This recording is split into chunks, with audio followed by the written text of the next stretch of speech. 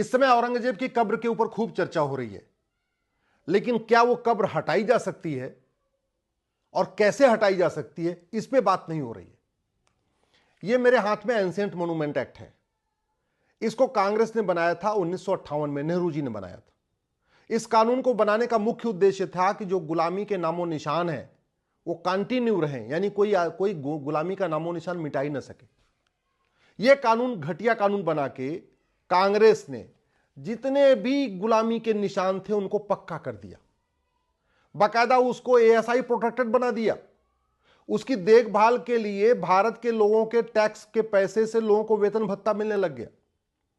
जो ASI department बना हुआ है ना, वो ज्यादातर किसका रखरखाव कर रहा है? ये वहशी दरिंदों की कब्रों का रखरखाव कर रहा है, वहशी दरिंदों की मजारों का रखरखाव कर रहा है, वहशी दरिंदों के मकबरों का रखरखाव कर रहा है। इसका मतलब भारत में हम आप जो टैक्स देते हैं उस टैक्स के पैसे से गुलामी के नामो निशान का रखरखाव हो रहा है। तो अगर औरंगजेब की कब्र हटाना है तो सबसे पहले आपको 1958 में बने हुए एंशिएंट मोन्यूमेंट एक्ट को खत्म करना पड़ेगा।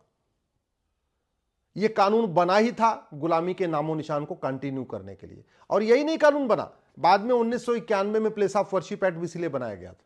1991 में place of worship act Congress ने बनाया था कि जो बाबर, हुमायूं जितने आक्रांता थे, तुगलक, गजनी, गोरी, खिलजी, औरंगजेब, उन्होंने जिन्होंने हमारे जो मठ मंदिरों को तोड़ा उनको हम वापस न ले सके। तो पहले 1958 में कानून बना के जितने गुलामी के नामो निशान थे उनको प्रोटेक्ट कर दिया, और बाद में 1991 में कानून बना के कहा कि अब आप कोर्ट पे नहीं जा सकते हो इनको वापस लेने के लिए।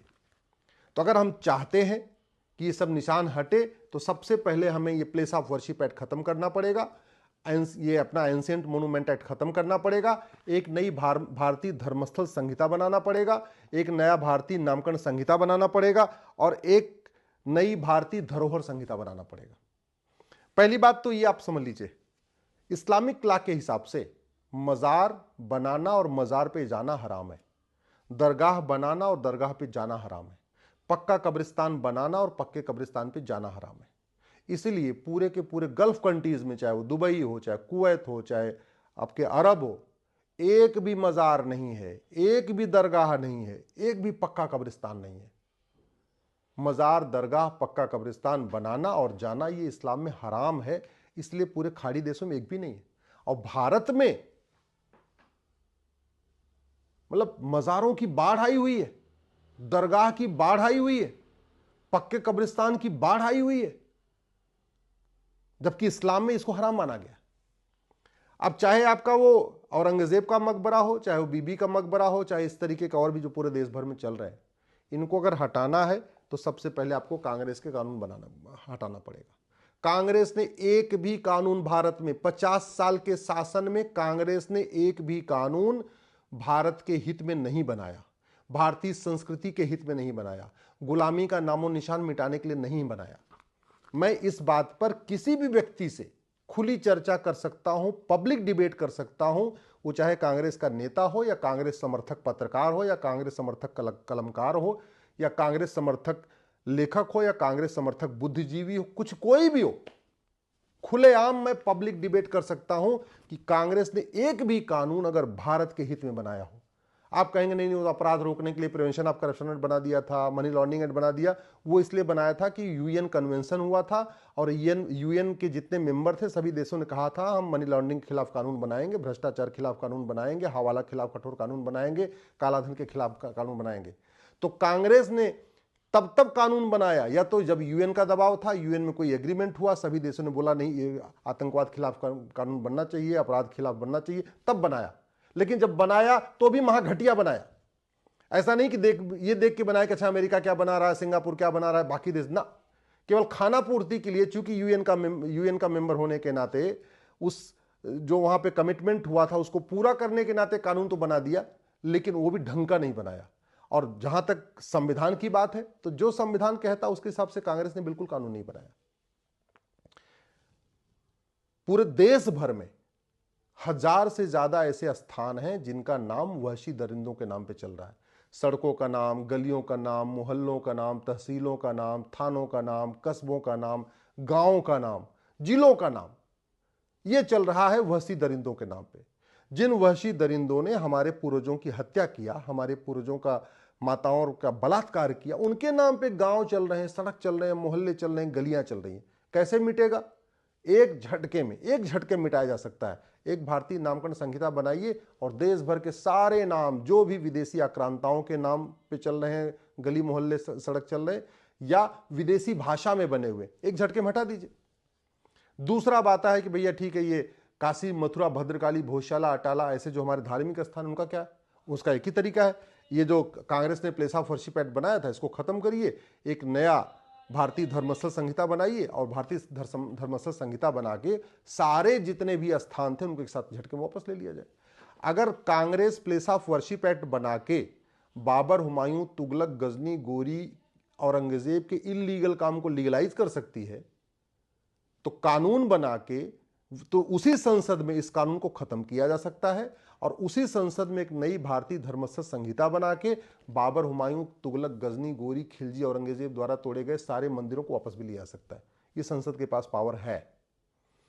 जैसे संसद में एंशिएंट मोन्यूमेंट एक्ट बना के औरंगजेब की मजार को, खिलजी की मजार को, तुगलक की मजार को, जो दुनिया भर में बने हुए हैं, बीबी का मकबरा, उनको प्रोटेक्ट किया जा सकता है। तो उसी संसद में इस कानून को खत्म करके एक भारतीय धरोहर संहिता बनाई जा सकती है, और भारतीय धरोहर संहिता बना के सारे गुलामी के नामों निशान मिटाए जा सकते हैं, और जो हमारे पूर्वजों के जो स्थान हैं उनको दोबारा प्रोटेक्ट किया जा सकता है, उनको रिस्टोर किया जा सकता है, उनको प्रमोट किया जा सकता है। संसद के पास पावर है। मैं इसके पहले भी कई बार कह चुका हूं, अंग्रेजों ने 100% कानून लूटने और बांटने के लिए बनाया था।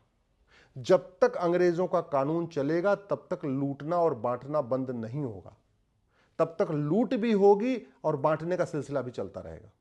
ऐसे कांग्रेस ने भी 100% कानून लूटने और बांटने के लिए बनाए।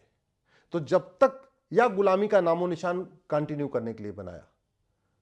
एक नहीं, अनेक उदाहरण है। भारत की चिकित्सा व्यवस्था बर्बाद हो जाए उसके लिए ड्रग एंड मैजिक एक्ट बना दिया। भारत में लैंड जिहाद चलता रहे उसके लिए वक्फ एक्ट बना दिया। गुलामी के नामो निशान कंटिन्यू चलते रहे इसके लिए प्लेस ऑफ वर्शिप एक्ट बना दिया, एंशिएंट मॉन्यूमेंट एक्ट बना दिया। पूरा का पूरा फ्रीडम मूवमेंट हुआ था वंदे मातरम से, लेकिन जनगण मन को उन्होंने राष्ट्रगान घोषित कर दिया 1971 में, नेशनल ऑनर एक्ट बना के। बीएचयू सबके लिए है, लेकिन कांग्रेस ने अलीगढ़ मुस्लिम यूनिवर्सिटी को कुल मुस्लिम्स के लिए बना दिया। मुस्लिम कौन है, माइनॉरिटी कौन होगा, आज तक कांग्रेस ने डिफाइन नहीं किया।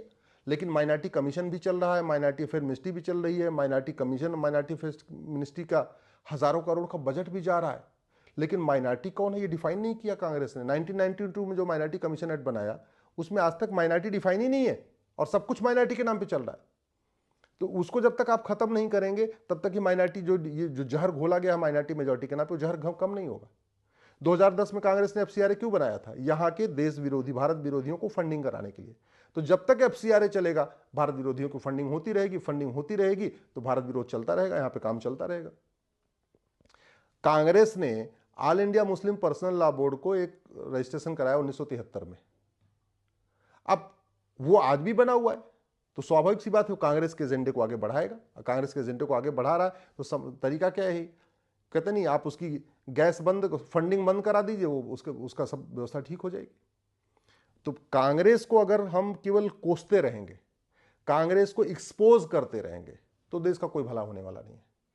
अंग्रेजों को एक्सपोज करने से, मुगलों को एक्सपोज करने से, कांग्रेस को एक्सपोज करने से जागृति बढ़ती है, लेकिन धरातल पे कोई बदलाव नहीं आता। मुगलों को कोसने से ज्यादा जरूरी है मुगलों का नामो निशान मिटा दिया जाए कानून बना के।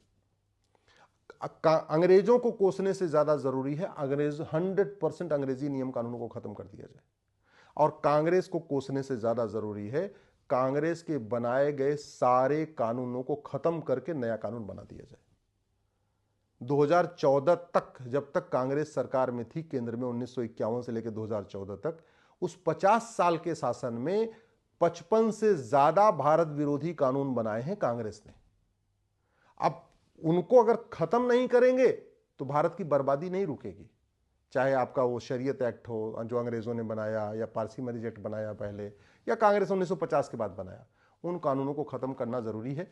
इसलिए मैं आप लोगों से आग्रह कर रहा हूं, अपने अपने सांसद विधायक से मिलिए और उनको, सांसद को कहिए कि जरा 0 आवर मिलता है उनको, क्वेश्चन आवर मिलता है, जीरो आवर क्वेश्चन आवर में कांग्रेसी कानूनों पे संसद में आवाज उठाएं। अगर उनको किसी कांग्रेसी कानून को खत्म करने के लिए बिल चाहिए तो प्राइवेट मेंबर बिल मैं बना के दे दूंगा, लेकिन अगर एक भी कांग्रेसी कानून छूटा तो सुरक्षा चक्र टूटा। एक भी अंग्रेजी कानून छूटा तो सुरक्षा चक्र टूटा। 100% कांग्रेसी कानूनों को और 100% अंग्रेजी कानूनों को खत्म करना जरूरी।